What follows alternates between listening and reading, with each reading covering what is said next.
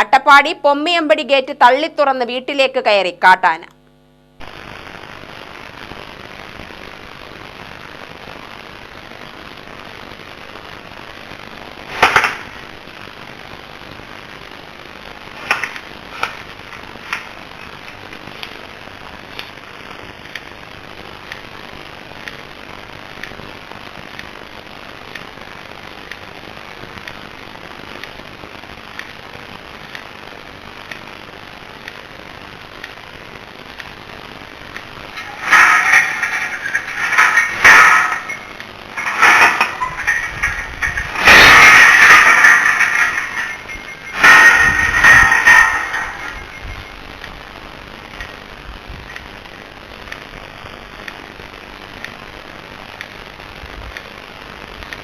പൊമ്മിയമ്പടി സ്വദേശി ഗണേഷ് കുമാറിന്റെ വീട്ടിലാണ് ആനയെത്തിയത്.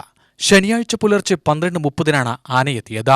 ഗേറ്റ് തള്ളിത്തുറന്ന അകത്തുകയറിയ ആന കൃഷിനാശവും ഉണ്ടാക്കിയിട്ടുണ്ട്. ആനയെ വനംവകുപ്പ് കാട് കയറ്റി.